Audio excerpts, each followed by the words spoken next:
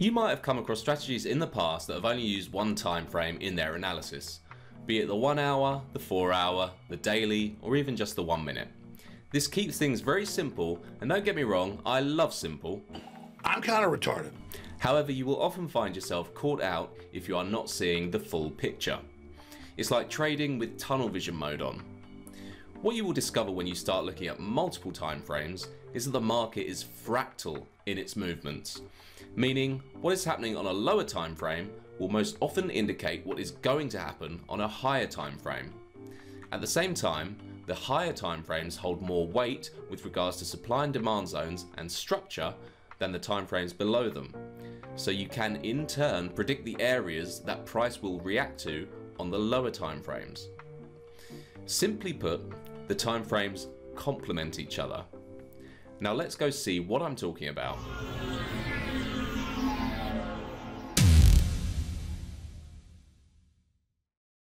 In this video, I'll be using concepts I've already discussed in my previous videos, so if you haven't already, please go check out my videos on structure mapping and supply and demand zones, otherwise you might be a bit confused.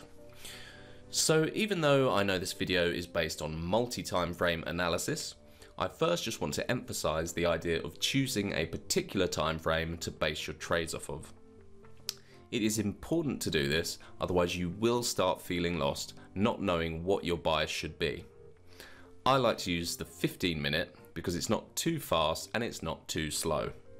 This means you can trade intraday without it getting too messy or stressful, and you're not waiting around for days for something to happen.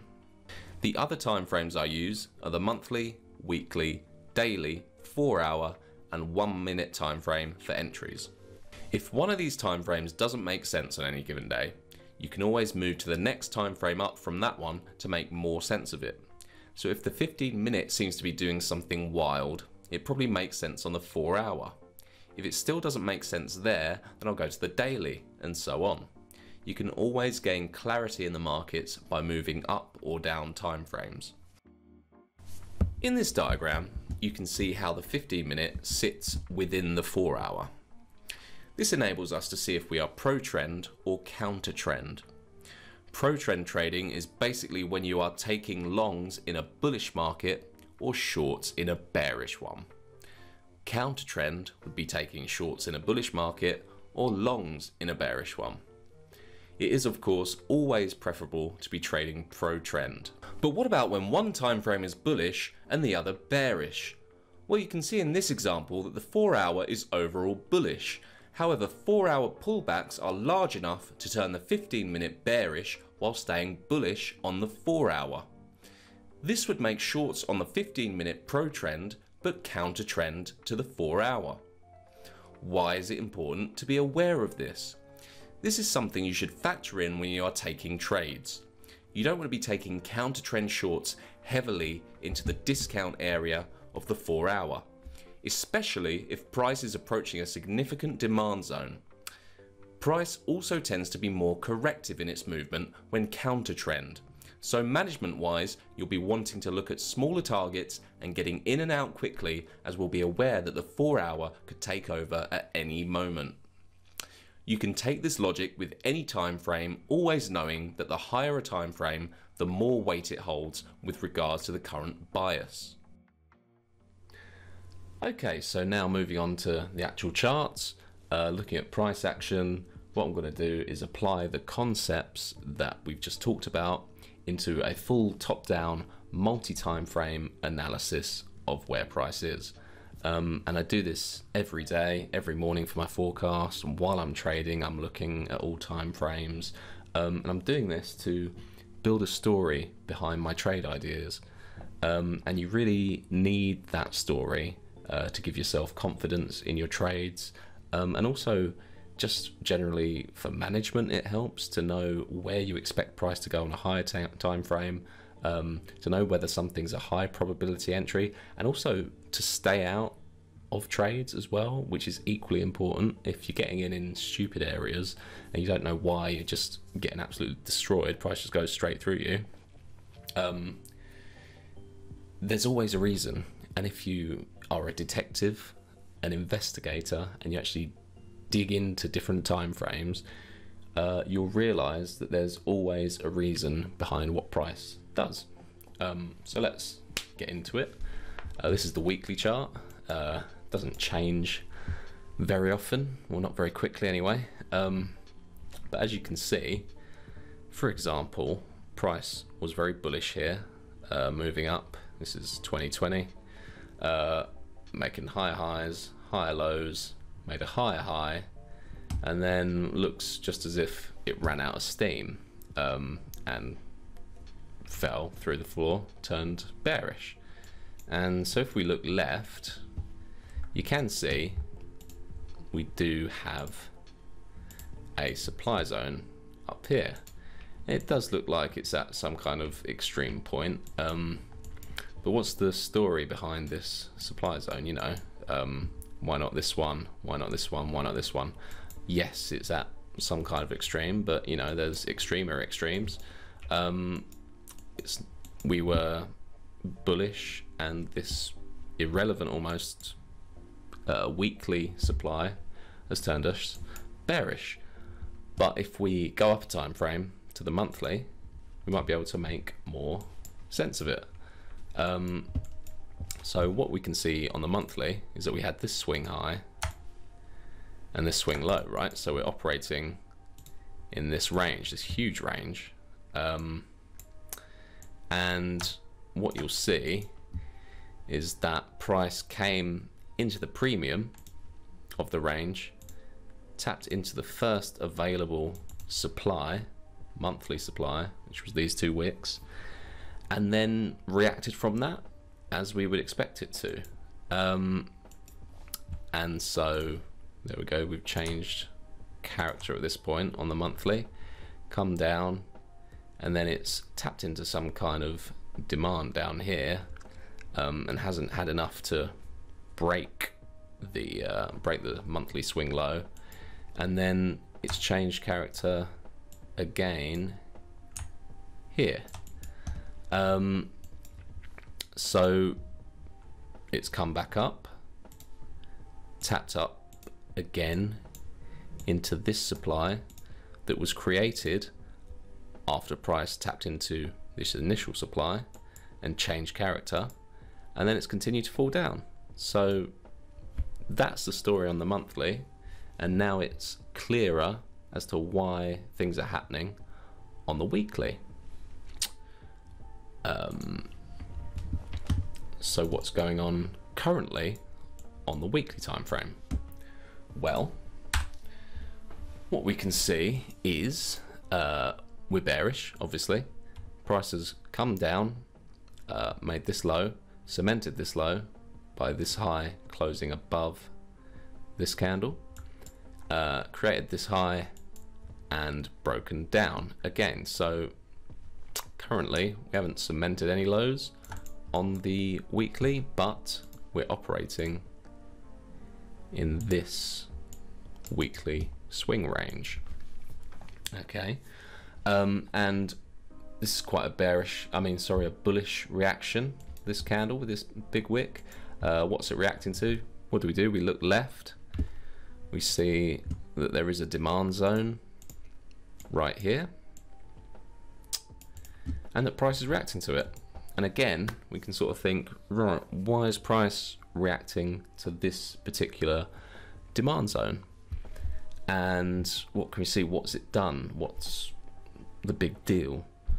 Well, this is an inside bar, which is a range on a lower time frame, so it's a valid demand zone for me. It's caused this break of structure here, quite a high momentum break of structure, and ultimately turned the weekly fully bullish. But again, is there any more to give us that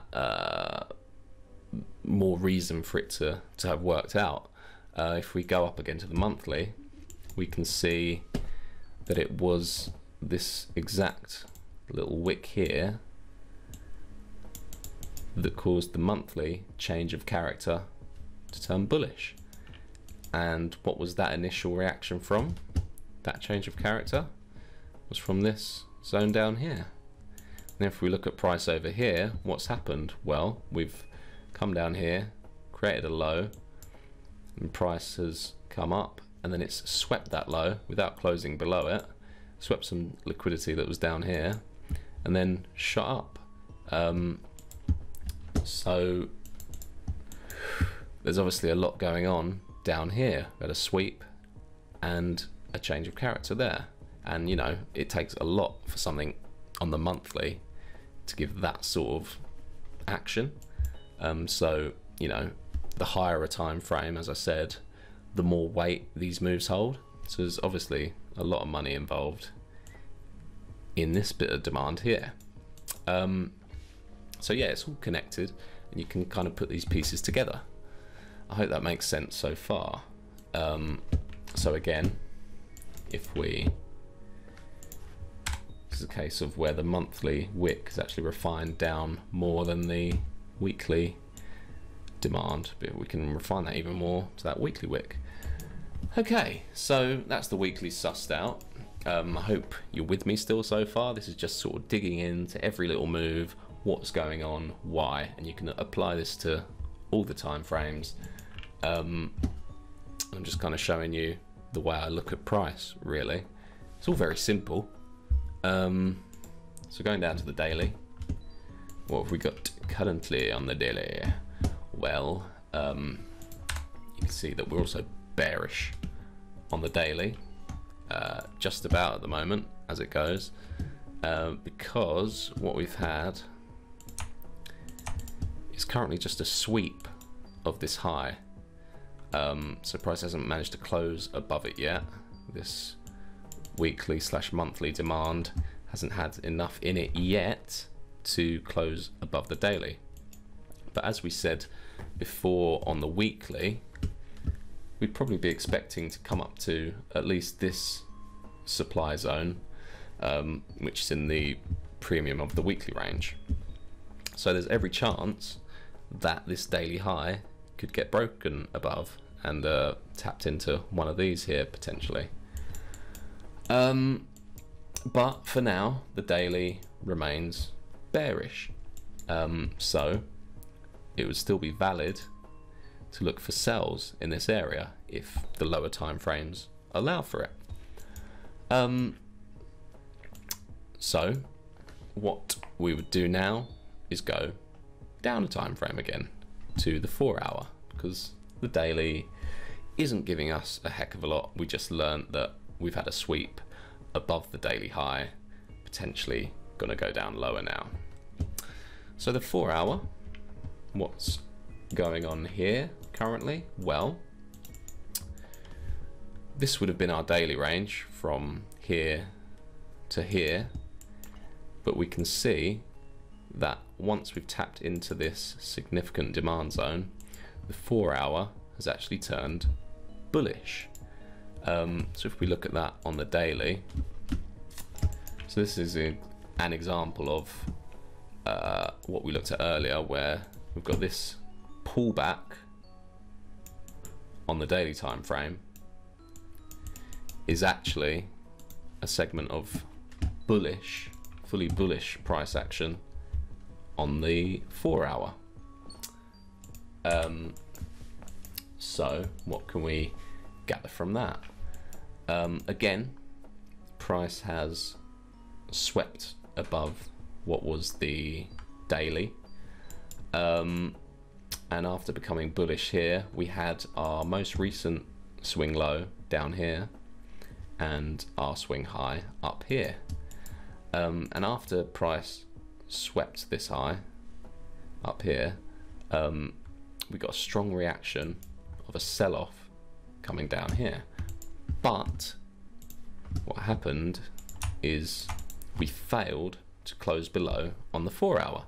So again, we just had this massive sweep and this wick coming down, and it looks like, or it looked like, price wanted to continue up from here.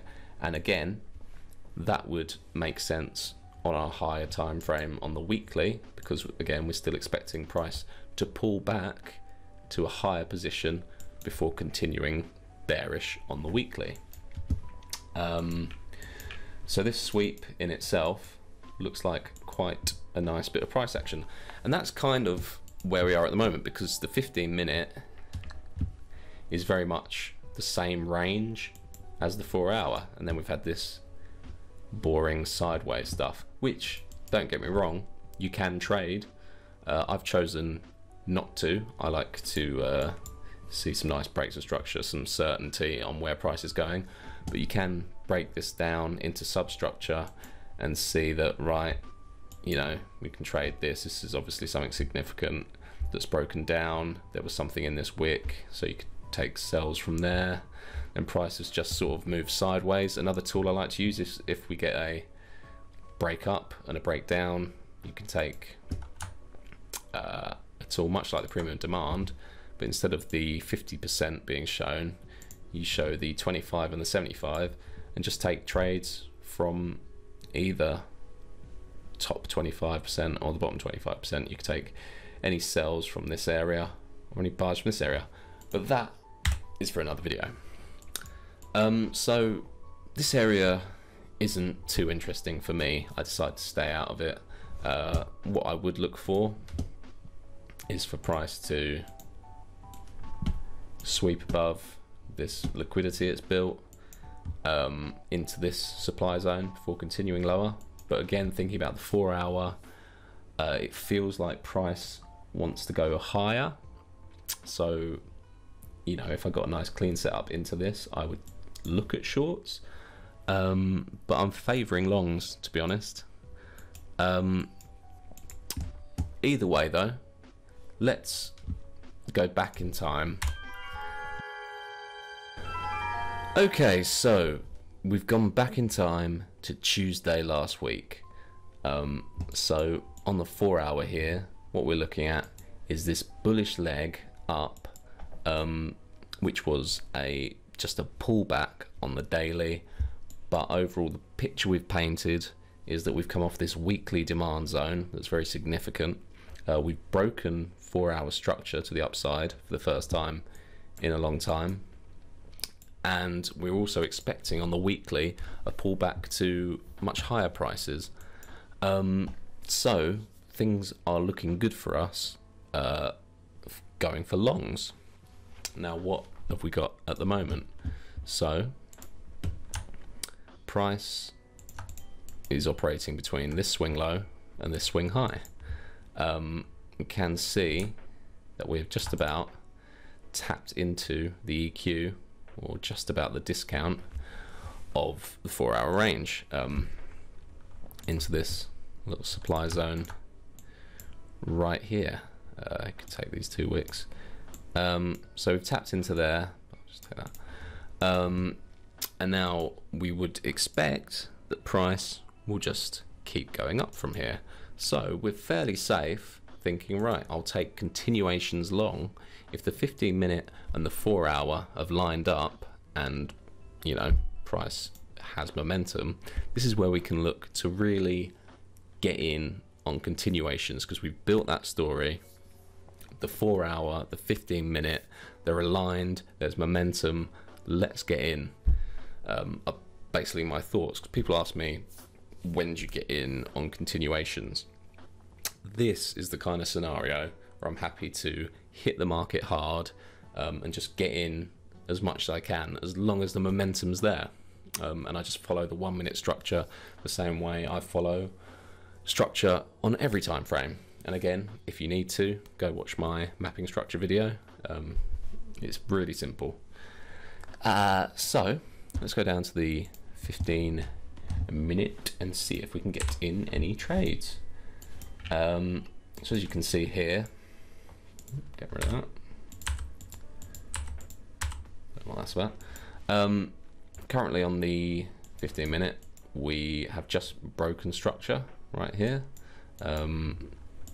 So we're looking really for price to come back down into this area, or maybe even this area, to get into some longs. So let's have a look to see if it does. And it doesn't. That closes below, so just about, it's iffy, that structure. suppose it's just below there. Okay, so we'd look at that as potential. And look at this momentum, that's looking good. So that's our low currently. And then we'll just see if we can get a trade from this demand. We could cover that whole area really, or we could refine down on a lower time frame. Probably would go for that. So again, let's see, we've cemented our high and we're currently operating in this 15-minute swing range. So we are currently now in the discount. We've tapped into the discount. We can see if there's anything on the 1 minute to get us involved. So currently the time here, we've just rented Frankfurt, so should see some even more momentum kicking in to the market.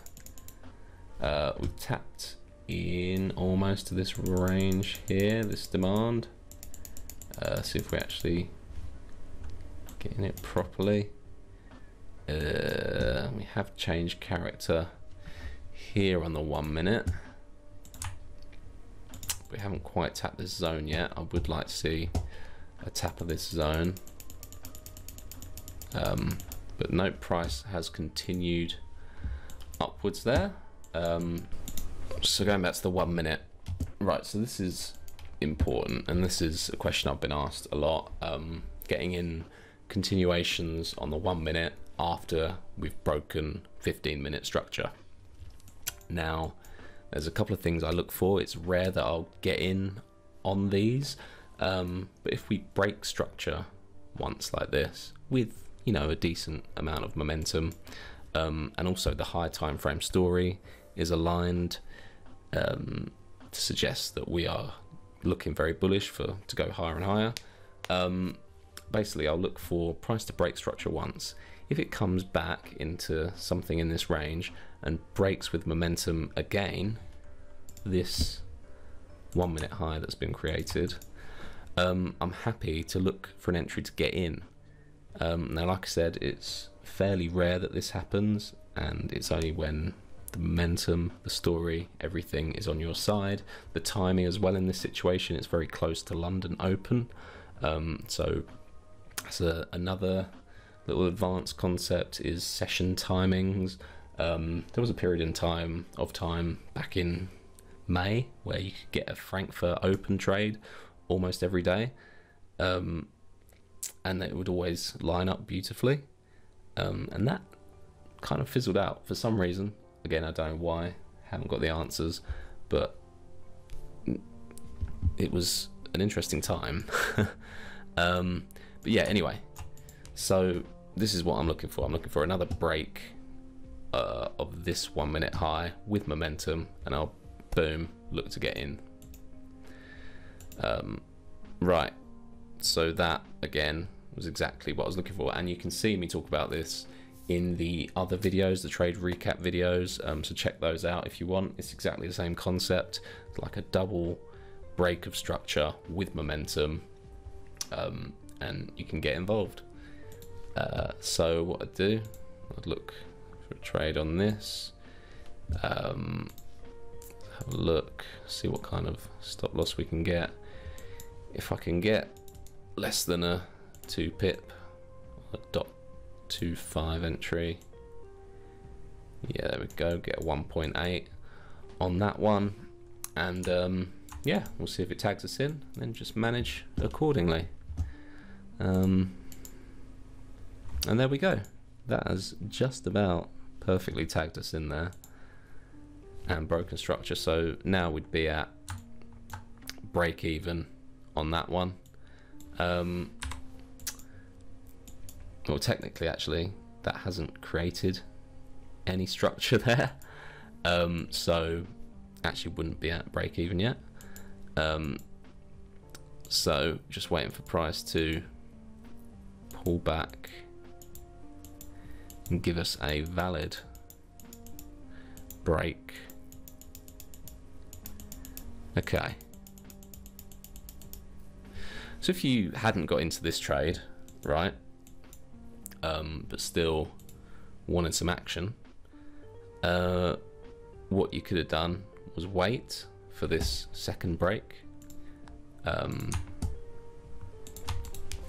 and taken just a confirmation entry on here, so quite easily get in on this candle as well. So that's just another layer of confirmation. So that would be almost 3 breaks of structure get in. It's up to you. You don't have to take these kinds of trades at all. Just wait for the usual. Price enters a higher time frame or 15-minute zone, gives you chock, and you get in and go like that. But I really like these continuation trades. It's only something I've been doing for not that long actually, but the potential is pretty wild, man. But anyway, this trade now would be locked in, a little bit of profit, 0.6, and I'd be happy again with broken structure to keep getting in on the 1 minute. Now what you can see here is an example of a lovely V shape. If I mark that on right here, or magic triangle as I might call it, no, V-shaped recovery, or V-shaped chock, V-shaped boss. You're just looking for that nice swift move down with a swift recovery up like that, and it basically suggests to me that price has come down, done its job, come up, doesn't want to go back there. So usually I'll take a decisional entry on this, and what makes it even better is that it is a flip. Now I'm assuming a lot of you know what a flip is, a demand to supply or a supply to demand flip. I might do a video on it at another time, but it's quite simply price taps into a potential supply or demand zone, reacts to it, but then that reaction ultimately fails and price goes on to break structure the other way. Hence it's a supply that has turned to demand, flipped. So now that basically adds more weight to certain zones. You can use that on any time frame as well. It's just another confluence, but in this this is one of my entry types if you want to hear about entries. A V shape with a flip entry here is one of my ultimate entry types, and I'll go over my entries in another video if that's what you want to hear. Entries aren't that important, it's more about the higher time frame story. Entries are insignificant in a way. It's just a way of it's all the same really. You're waiting for a change of character the other way, looking for price to show that it wants to go bullish from if it's been bearish. It's, you know, entries or whatever. But having said that, this lines up for me as one of my favorite kinds of entries. So what I would do and did is enter on this candle here. Get a nice stop loss again, 2 pips, a bit rich. Probably go on that wick actually. There we go. Nice 1.7. So yeah, it's just whatever you want with those. And yeah, tags us in, shoots up, break structure.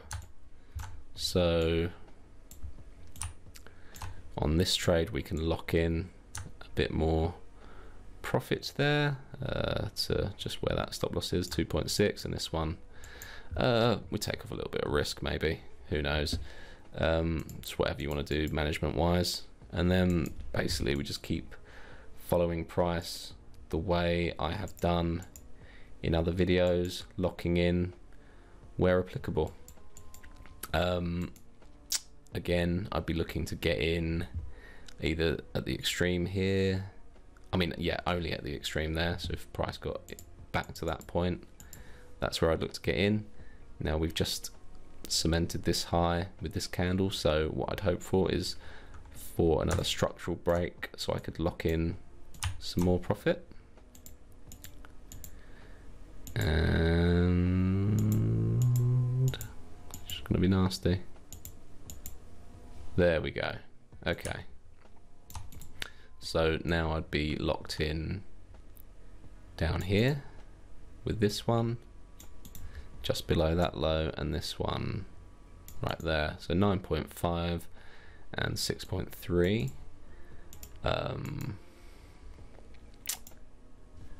And then that might be the end. Do we get to lock in any more? It's a downside to trailing when you don't get to lock in anymore. It sucks. But then the upside is when you do, like that. Okay, so we're locking in more profiteroles right there. Now, would I still be looking to get involved? Well, as you can kind of see, there's not as much momentum going on. It starts to be a little bit choppier. And if we look at the higher time frame, where are we now? We're getting to that point which we marked out, which was the daily high, and bearing in mind the daily is still bearish, so we might start to struggle around this daily high. So as we're getting very close to that, I'd start to think about, right, maybe I don't want to get involved here, might be a little bit silly, could see a sweep of all this, whatever, but these are safely locked in, so I'm happy to keep holding those until price exits out.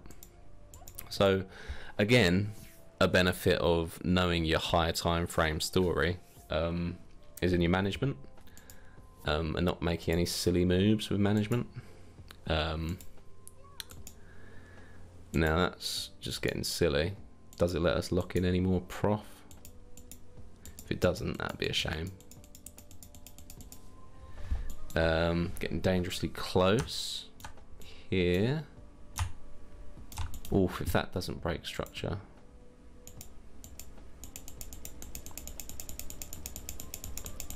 Harsh, isn't it?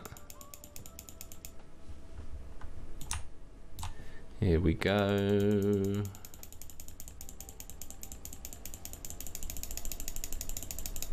Okay, so we have ultimately broken again. Don't get to lock in a hell of a lot more, but we're living large at 13.5 and 16.3. Carrying on now, that might be the end of the fun. Got a nice V shape up the top there now.